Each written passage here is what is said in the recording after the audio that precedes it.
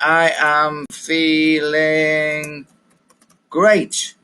I got wrong spelling. I am feeling great. How are you all feeling today? Not bad. Oh, that's not very strong. Not bad. Good. So not bad. Good.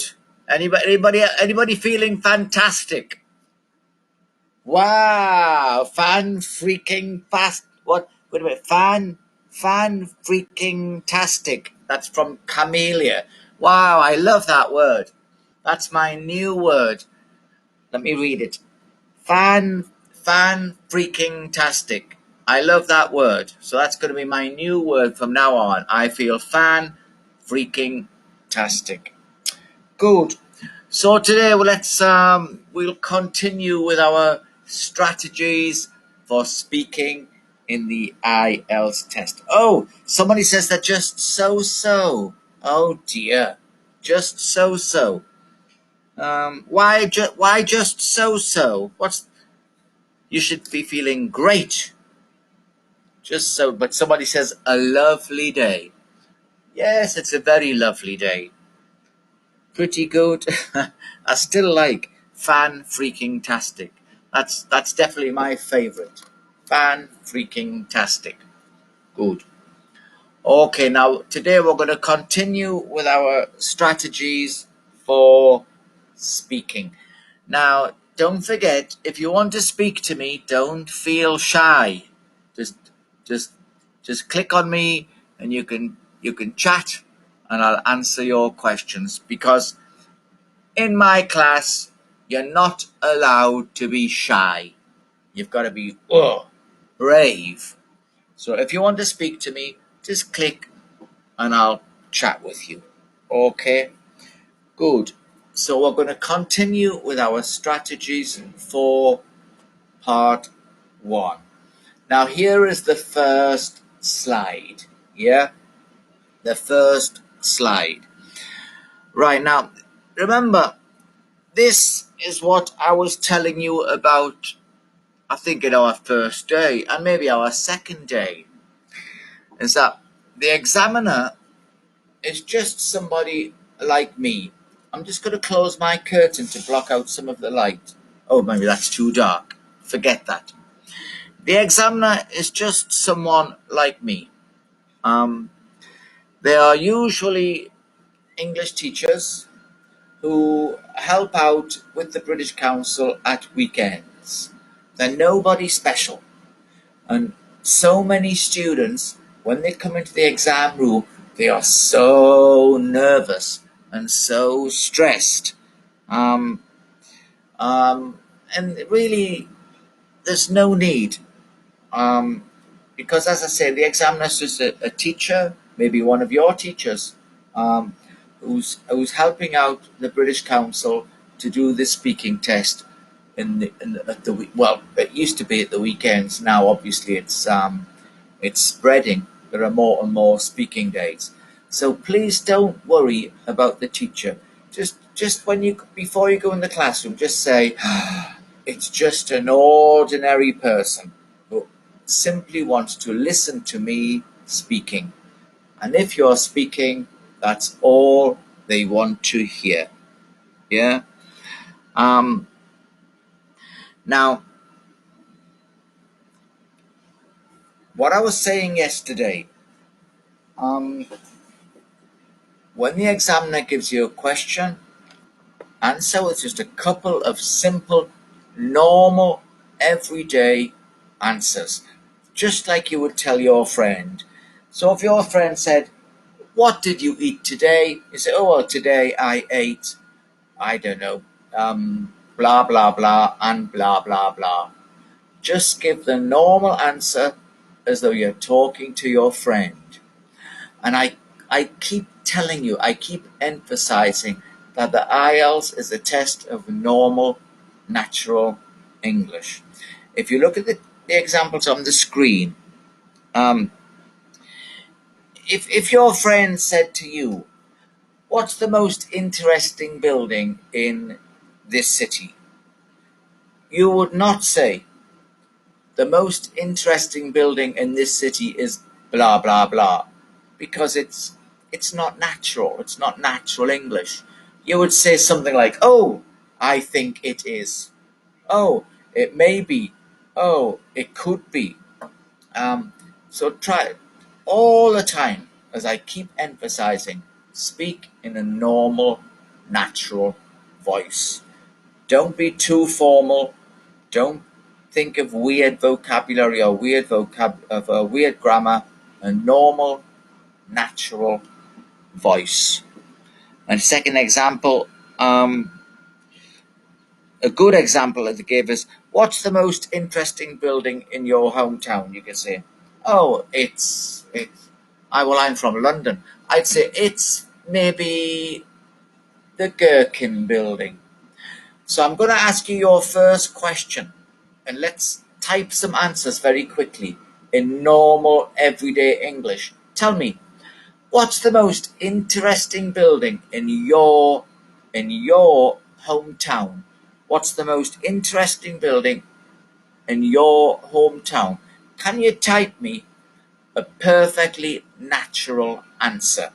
Let's have a look at what you type. A natural answer. What is the most interesting building in your hometown? Oh, waiting for the answers. It's so exciting when I'm waiting for the answers. Come on, get typing.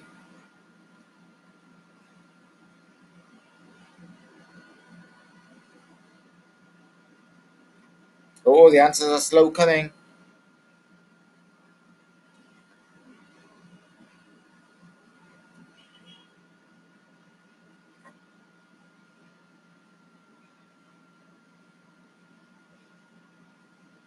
Oh, there's no answers. No answers. Ah, here we are. It's an art gallery in the center of Xi'an. It's an art gallery in the center of... Good answer. Good answer. Little grammar mistake. It's an art gallery. You've got the vowel sound, ah. So it's an art gallery. Good answer. Good answer. It's the bell tower, which is located in the center of Xi'an. Good. Good answer. Interesting answer. Oh, so we got two people from Xi'an, yeah? It's a cinema near a shopping mall. The shape of the cinema is like a cute fish. Now that's a good answer, yeah? You didn't repeat the question, and these are natural, interesting answers.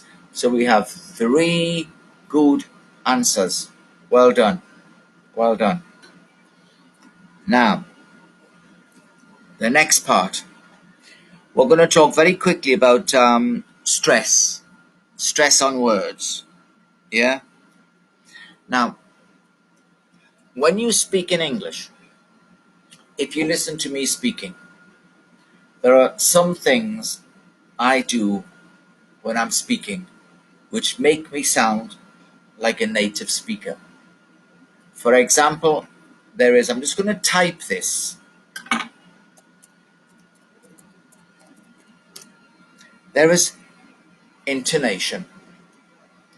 What this means is when I'm speaking, I talk almost like I'm singing. I don't say, my name is Paul. I say, my name is Paul. My voice is going up and down. Intonation. And intonation is very important in English. So, for example, if you ever say that word, yes, your voice should be going up. Yes.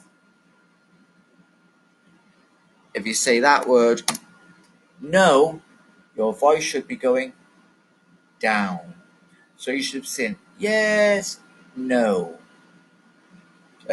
You say, do you like cookies? Oh, yes. Do you like cookies? No. This is intonation. There's a very important thing, which is stress. Because stress will change the meaning of your sentences. If you get the stress wrong, it completely changes the meaning of the sentence. If you look at this, for example, It's a bottle of water. Now, I could say it's a bottle of water. It's not a cup of water. It's not a jug of water. It's a bottle of water. I've put the stress on the word bottle because to make everyone know this, the water is in a bottle. So the important word in this sentence I've stressed is the word bottle. Now let's change the stress. Let's put the stress on water. This is a bottle of water. It's not Coca-Cola. It's not whiskey. It's water. If I stress bottle, the important thing is the container, the bottle. If I stress water, the important thing is what is in the bottle. So stress, just by stressing a word, can completely change the meaning of a sentence. Completely. And if you look at the next slide, there's an example. So we got two sentences. I said she might consider. I'll say that again. I said she might consider a new car. She's not going to buy a second-hand car. She's going to buy a new car. The stress is on the word new. I said she might consider a new car. She's going to buy a car. She's not going to buy a new table. She's not going to buy a new television.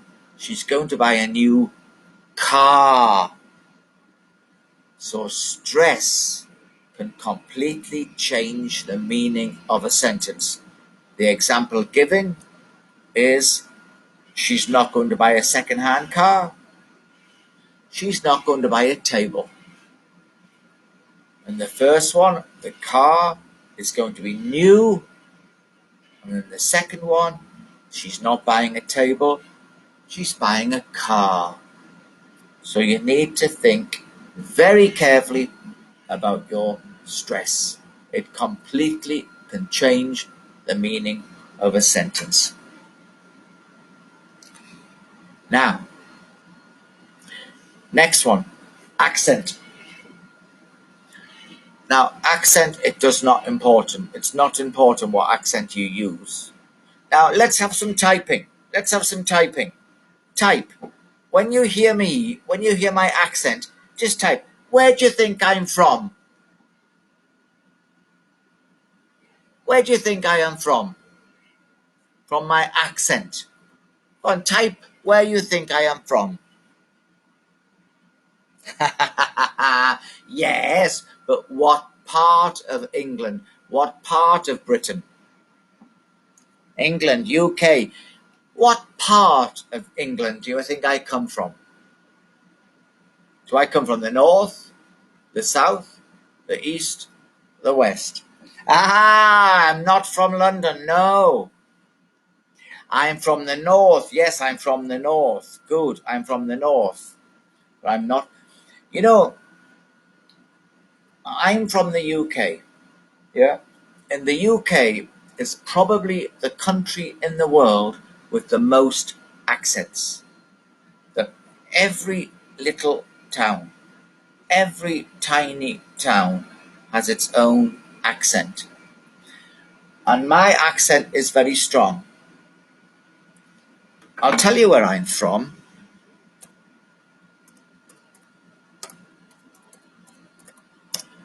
I'm from Newcastle, which is in the north of England. Now, people from Newcastle have a very strong accent. Now, again, I want you to type yes or no.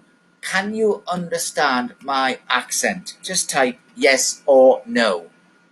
Don't type no. Yeah. Oh, I've got one no. Oh, I have two no's. Oh, dear. Now,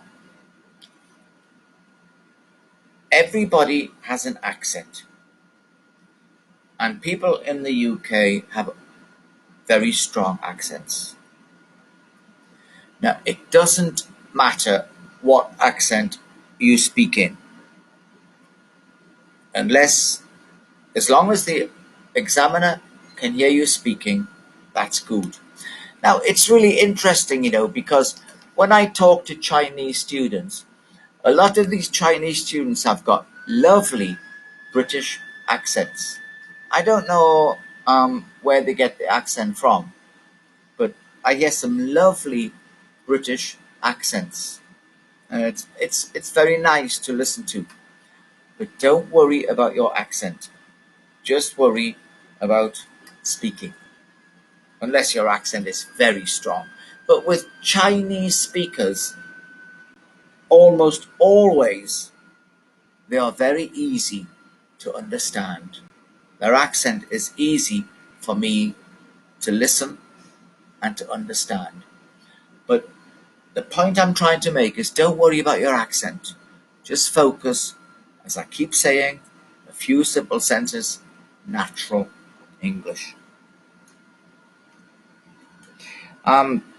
Now, if you look at the last point on this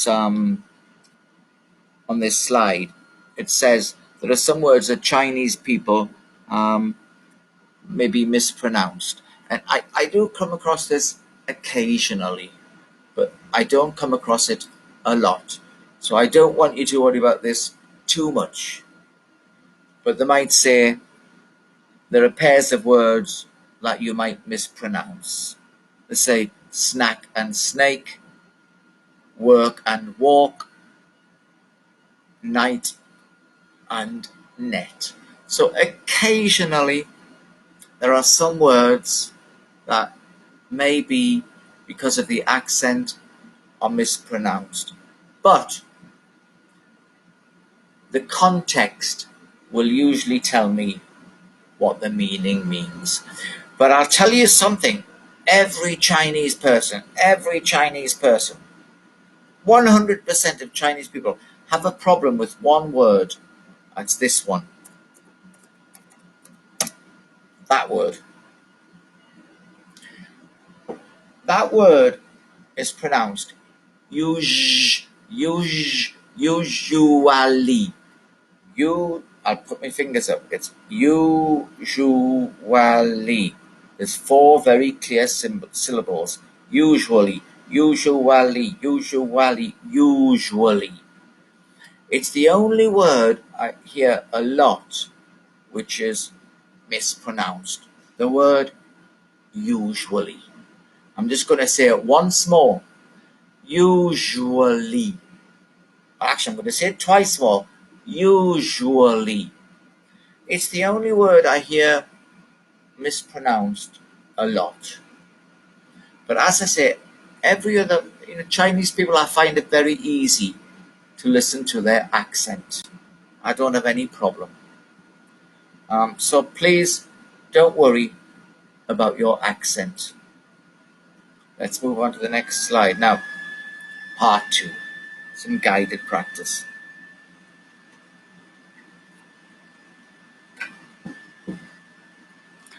Now, we've got some model answers here, model answers. Now, we looked at this yesterday.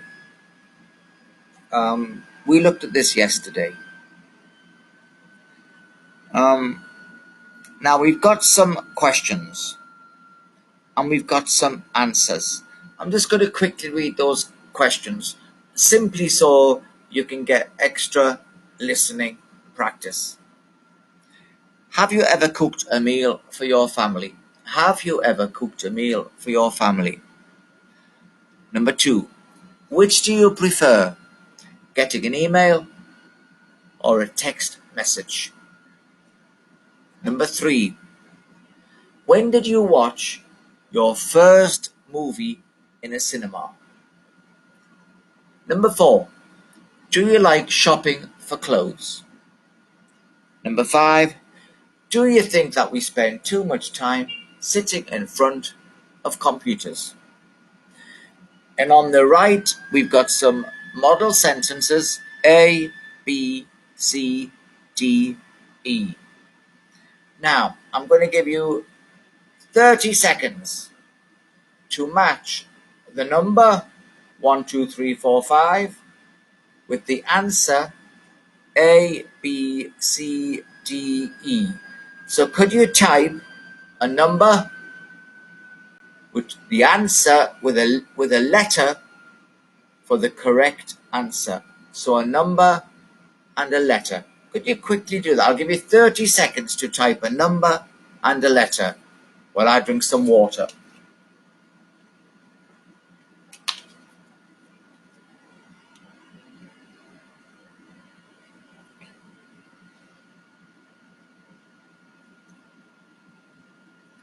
D-C-E-B-A, D-C-E-B-A, 1, D, D-C-E-B-A, D-C-E-B-A. Oh, cool. Cool. Very good. So, everybody, D-C-E-B-A.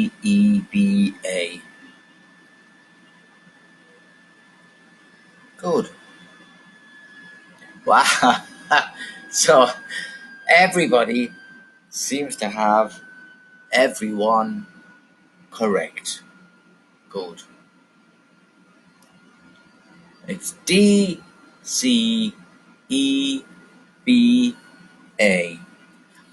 Now, let's have a look at those answers and let's see why they are good answers. Now, if I read the first question, have you ever cooked a meal for your family? Now, you've got, it's a present perfect question. Yeah?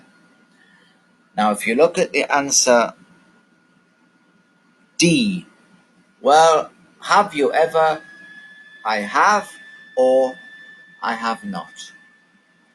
So if you use the present perfect tense, you're going to get marks for your grammar. But as I keep saying, a not natural sentence would be, yes, I have, no, I have not. But the speaker here has expanded. The speaker has said, well, I haven't actually. My mum tends to do all the cooking in our house, but I did bake some biscuits once. They were terrible. No one would eat them. You'll notice when I said terrible, my voice went down. Remember, yes, no, good, bad, no. Oh, they were terrible. So when you're saying something bad, make sure your voice goes down. Good. Which do you prefer, getting an email or a text message? Look at this answer. Which do you prefer? So in your answer, it's better to have prefer, natural English. The answer here, oh, my voice goes up. Oh, I prefer emails. Because I work in front of a computer all day, so this is easy for me. I'm not very good at texting. My voice goes down. I'm not good at texting. I know I'm a bit old-fashioned. You've got a natural answer and you've got some intonation. When did you watch your first movie in a cinema?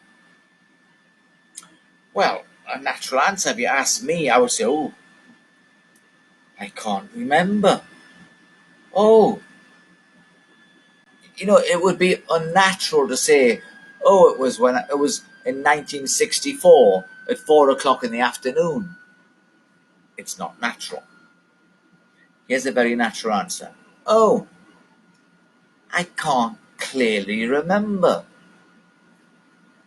It was so long ago. But I do remember very clearly going to see Teenage Mutant Ninja Turtles I was so scared that my mum had to take me out of the movie. It's a long and very interesting answer. Now, if someone said to me, when did you watch your first movie in the cinema? I would say something like, ooh, it's very difficult to say when because it's so long ago. However, I remember it was with my mother, and I remember it was a film called Zulu, and it was on at the cinema, which was quite near to my house. And I remember I thought the movie was so exciting. I actually went to see it 8 times. I'm giving a natural answer. Do you like shopping for clothes? Yes, I love it. Yes, I love it. Your voice is going up. Yes, I love it. And you've got stress on the love. Yes, I love it. It's my favorite free time activity. I think I spend far too much money though, and I'd spend more if I had it. This is clearly someone saying they love something, so your intonation, your voice must go up, and you must stress love. And the last question. Do you think that we spend too much time in front of computers? The answer is, well, you're not sure. Well, I suppose we do. But I think it's okay as long as you make sure we get exercise as well. I think we're all too sedentary nowadays. Sedentary, let me just tell you what that word means. Sedentary means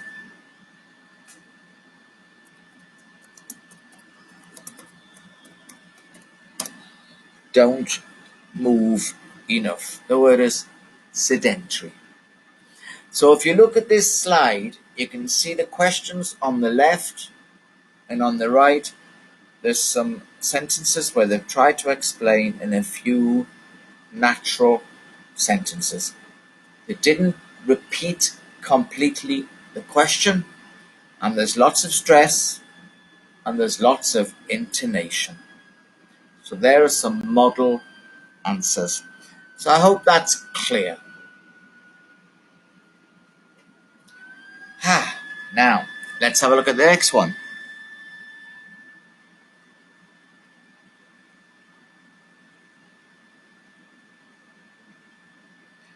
Right, now what we've got is we've got some strategies here. This is how they've answered the question. Again, I'll have to read this out to you. Extending the answer by giving a reason or an example. So they've made the answer longer by giving a reason or an example. This is how we're making your answers better. Number 2, they're telling a story about a personal experience. Number 3, they're adding a personal opinion. Number 4, they're buying thinking time at the start of the answer. What this means is they don't know what to say, so they're thinking. So they're making time to think. They're buying time to think. Oh, let me think. Oh, I'm not sure. Give me a moment to think. It's perfectly okay when you're doing the speaking test to think. Adding emphasis to the answer. They're making the answer stronger. And they're telling a joke or a funny story. So what we've got is we've got 6 strategies for making the answers better. Let me just quickly repeat. They're extending the answer by giving a reason or example. They're telling a story about a personal experience. They're adding a personal opinion. They're buying time to think. They're adding emphasis to the answer, and they're telling a joke or a funny story. Now, those are the 6 answers. And here are the 6 strategies. Now, would you like to type the strategy A, B, C, or D? Let me just type this again. Which of those strategies, 1, 2, 3, 4, 5, or 6, did they give to the question A, B, C, D, E? Could you quickly match the question A, B, C, the answer A, B, C, D, E with the strategy they used, 1, 2, 3, 4, 5, 6. So there's the questions.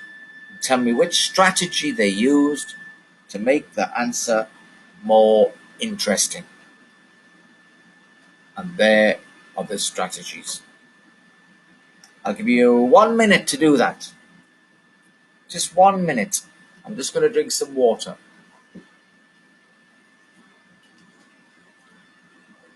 So we're matching the answer to this strategy.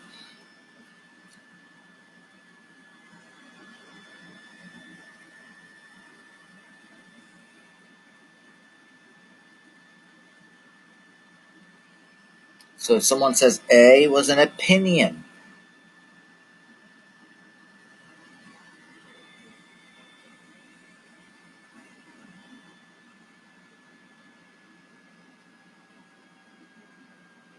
you're correct. A is an opinion. The opinion is, I think we're all probably too sedentary nowadays.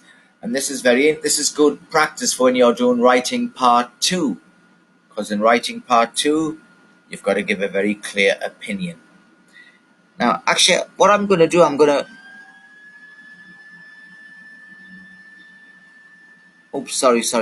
too quick. I'm going to make this a bit easier. So, A is very obviously an opinion. I think we're all probably too sedentary nowadays. Now, if we look, 2 is telling a story about personal experience. Look at the examples A to E. In which one tells a story from personal experience?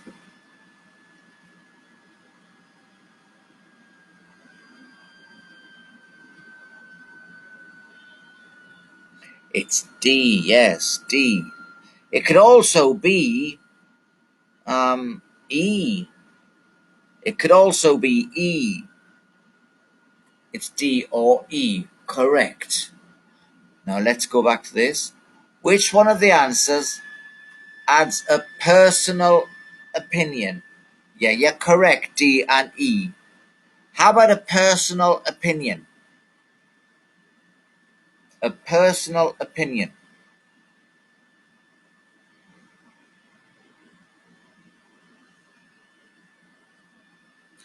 Yes, it's A. A is very clearly a personal opinion. And as I've just said, when you do writing part 2, you've got to give a very clear opinion. B. Yes, B is an opinion also.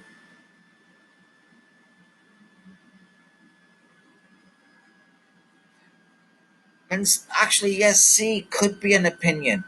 I'm a bit old-fashioned. Could be an opinion. Yes, you're correct. B. I think I spend far too much money. That could be an opinion. Yes. And the whole point of this is your answers become much more interesting. Now, which of these is buying time? a very important skill. A, B, C, D, or E. Where are they trying to get time to think?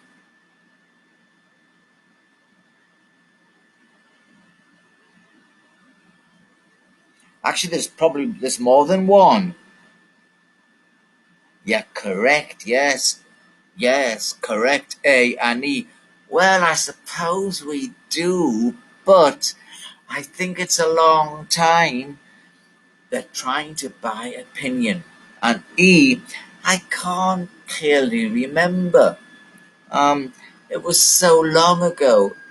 They're saying this, and at the same time, they're thinking.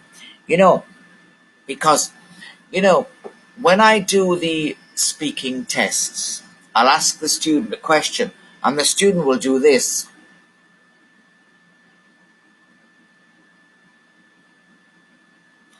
And I don't know if it means they can't answer. I don't know if they're thinking, and it can be a bit embarrassing. So never just do this. Let the examiner know you're thinking. Say something, oh, let me think about that. Oh, I can't remember. Even just making a noise. Oh, let me think. But never just do this. Because the examiner doesn't know if you're not going to answer or if you're thinking. And as I said, it can be a little bit embarrassing. Let the examiner know you're thinking. Actually, there's nothing wrong with doing that. You're not going to lose marks because you're thinking. Now, I keep going too fast. Adding emphasis to the answer. This is making the answer stronger. How do you make your answer stronger? How do you add emphasis? You're making the answer stronger. Again, there's more than one answer. So how do they make the answer stronger?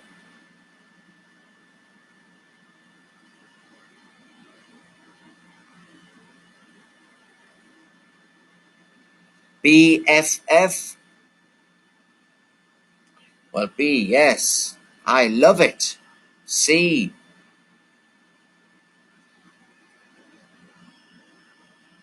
BFF. So there's, how do you make the answer? Oh, who's sorry? Why are you sorry? Someone said sorry. Why are you sorry?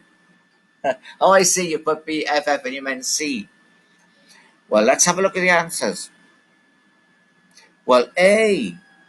You can make the answer stronger. You say, I think we're all too sedentary nowadays. That's making the answer stronger. B. I'd spend more if I could. C. I'm so old-fashioned.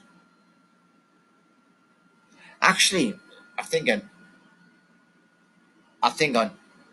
all of them. They've tried to make the answer stronger with various strategies. They've told a funny story. They've told something that happened to them. So I think all of them, they've tried to make the answer stronger. They've given the answer more emphasis. And finally, telling it, no, this is easy. In which one do they tell a joke or a funny story?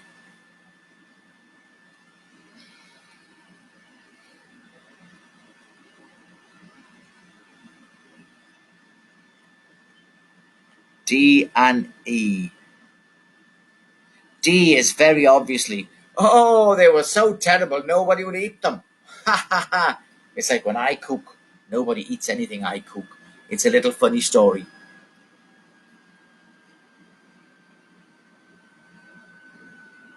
E is kind of funny also. I was so scared, my mother had to take me out to the cinema. Yes.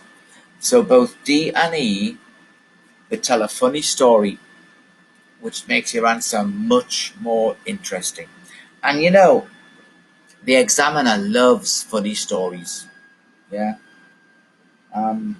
It's also a useful strategy when you're writing, When you're writing part 2, right at the very beginning, you can tell a little story.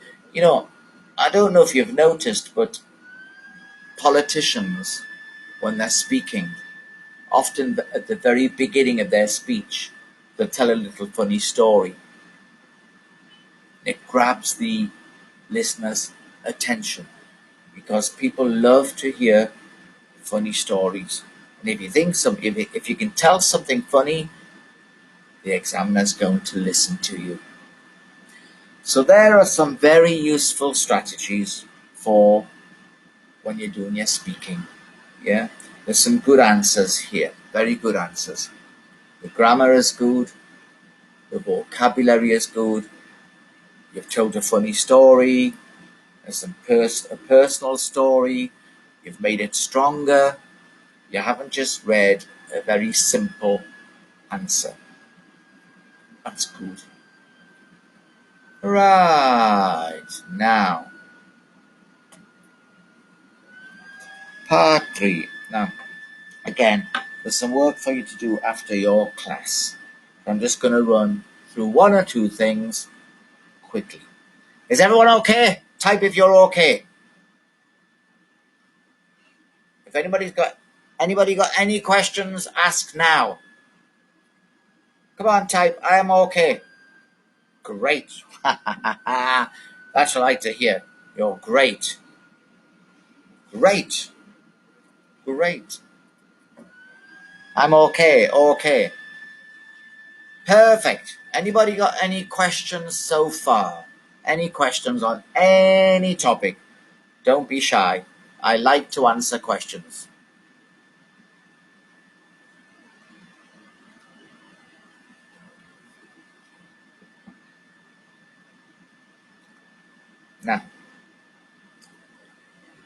Now, after class, you've got to keep practicing, yeah? You have to keep practicing. And keep practicing some of the strategies we've already done to make your answer interesting and longer. That's a good question. Now, how long is it appropriate for a question? Now, it's a very good question. I'm going to answer that at length. How long should you be speaking? Now, this is from my experience, and I've done a lot of interviewing. Now, remember yesterday, someone said to me, I was explaining to you, if a student comes in and I say to the student, tell me about your studies, and they say, oh yes, I go to Beijing Normal University, I'm a third-year student in engineering, and I do, for example, physics, chemistry, mathematics, and calculus. 3 or 4 sentences, and I think, wow, excellent. A student comes in, I say, tell me about your studies, and they go, I study engineering. So I've got to start dragging out the answers. I have to drag out the answers. And I've got to drag out the answers. I'm not hearing enough speaking. I've got 20 people waiting outside for their interview. And this is a speaking test. If you're not speaking, I can't hear enough. I can't give you a good mark. So to answer the question, how long is it appropriate to speak? It doesn't matter how long. If you answer 3 or 4 sentences quickly, explaining what you mean, giving some of the strategies we looked at, if you're giving 3 or 4 or 5 simple sentences, your answers can be quite short. And once I've heard enough, I can go to the next question. The worst thing you can do is just not speak. or speak in one word or give very short answers. This is a speaking test. As an examiner, once I've heard enough, I can stop you and we can move on. Sometimes you can have a very short speaking test, but it's very clear that you have got good spoken English, so we can finish. So it doesn't matter how long your answers are, as long as you're speaking a few sentences in natural English, the examiner can make a decision. And your test can be 12 minutes. And you can go. Remember, just speak. Interesting answers using some of the strategies we've looked at. Tell a funny story. Give some opinion from your life. Give an example from your life. Make it interesting. And the examiner will think, wow. Because I'm going to tell you a secret. Now, don't tell anybody this. It's a secret. IELTS examining can be very boring because you're asking the same questions over and over again. And if you get a candidate who's very interesting, very relaxed, short, good answers with simple vocabulary, simple grammar, your mark's going to go up. They are the students who get the high mark. I remember only once ever I've given band 9. It was to a brother and a sister. They'd never been out of the country, but they came into the room, they were confident, they gave simple answers, they were happy, they gave examples from the life, from the strategies we've just looked at. They got band 9, my first time ever. So I'm sorry if that was a long answer, but the simple answer is, as I keep saying, a few simple sentences, natural English, good grammar, good vocabulary, you'll get a good mark. Don't give fake answers. Don't give a speech. Sorry if that was too long. Sorry. Does that answer your question? Say yes or no.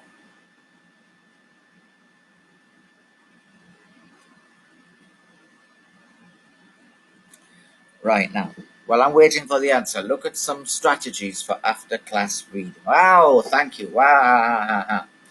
Some strategies for after-class reading. Now, again, I want to tell you again that the same topics come up over and over again. I think if I was going to say which 2 topics come up the most, it's probably questions to do with the environment,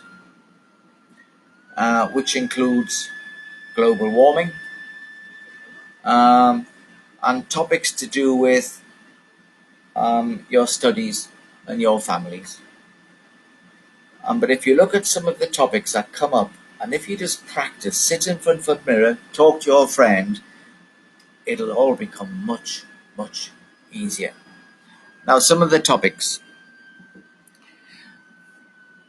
And I'll repeat what I said yesterday. It's really important you answer the question. So I'm just going to run through some of these very quickly. Now, if the examiner says, can you describe the place where you live? Remember, this is talking about the building. They're not asking you to talk about your family. Read the question and answer. Describe the place where you live. I live in an apartment in Shanghai, in a suburb of Shanghai. It's on the 17th floor of a tall building. The building is a modern building. It's grey and it's got a large garden in front. I go up to my apartment by the lift. When I go into my apartment, there are 2 bedrooms, a living room and a small kitchen. And most of the rooms are coloured white. Simple. Don't talk about your family. Don't talk about your pet. Answer the question. What do you usually do in that room?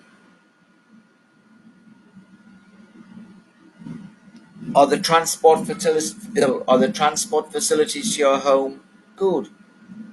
Yes, an answer. Oh, Shanghai is a very good subway system, and the subway is not very far from my house. I can take a shared bicycle to my house. I get on the subway to my university. It takes me about 15 minutes. It's very good. But generally, the transport in Shanghai is very good. Now, I'm going to ask you one more question which is not on this list. Very often, some of the questions, it's to test your vocabulary. So the examiner might say, can you tell me what types of public transport there are in your town? They ask this question is because they're checking your vocabulary. So your list needs to be as comprehensive as possible. So you can say something like, oh, there are many. Let me type this sentence.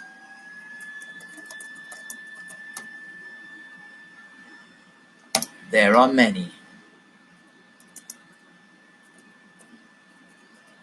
For example. And then you try to list as many as possible. It's a vocabulary question. If the more vocabulary you use, the higher your marks. Oh, there are many. There are shared bicycles, there's the subway, there's the train, there's a bus, there's a few boats on the river, there's taxis, so there are many. It's a vocabulary question. So don't say, oh, subway. No. As many as you can. Yeah? Just a couple more because we're running out of time. Please describe the room you live in. As much detail. You know, these questions, when you finish speaking, the examiner should have the picture of what you are talking about in their head. If you say, oh, my room is lovely, I have no picture. I love my room, I have no picture. You should say, my room is quite large. It's colored white and there are lots of pictures on the walls. There is brown wooden floor. I have a big bed, and on the right of the bed there is a large wardrobe, and next to my bed I have a small table, and on the table there is a clock. So when you're speaking, I've got the picture in my head. If I have no picture, you haven't described properly. Is there anything you don't like about the place you live? There's always something that people don't like about where they live, but make sure it's something small. You know, one of the most frequent questions in IELTS is the examiner wants you to ask about what you dislike or what you would like to change. You can't say, oh, I would like my house to be in London, because that's not realistic. So if they say, what don't you like, just say, oh, I don't like the color of the wall, because you can change it. Oh, my bed is too small. You can buy a new bed. But don't say something like, I wish I was in another city. It's not realistic. So the point I'm making is give truthful answers. Now just a couple more because we're running out of time today. I'm just going to give a couple more. What's your favorite animal? Blah, blah, blah, blah, blah. Are people in your country fond of animals? Let me type this. Fond.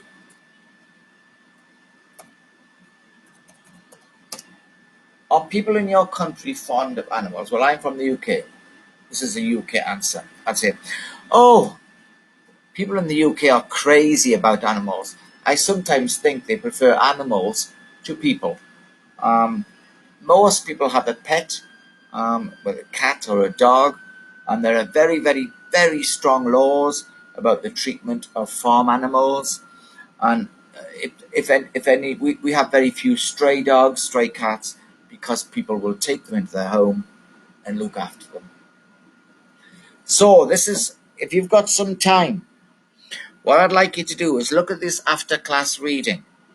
I'll go back to where we were. We've got some questions by home and apartment, animals and pets, the weather, and there's lots of questions for you to answer.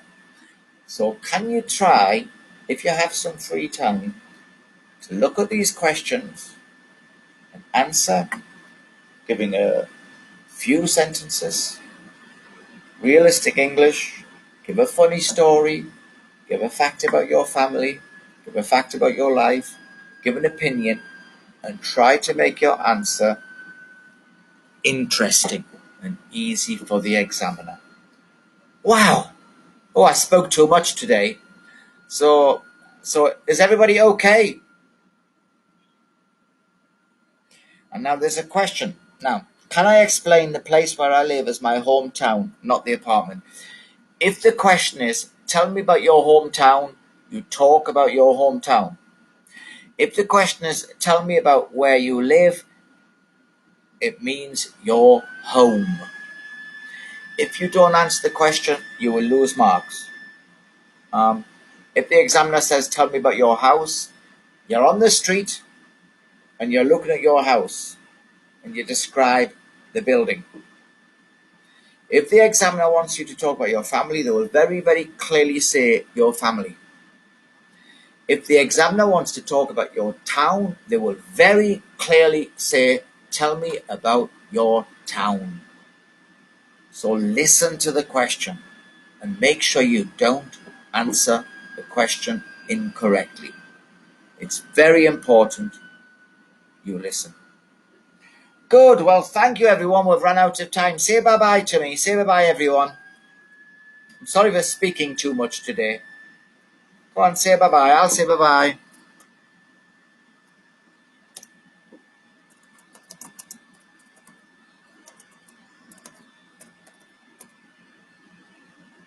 Okay, thank you. So, everyone, have a great afternoon, okay? Have a great afternoon. Bye-bye.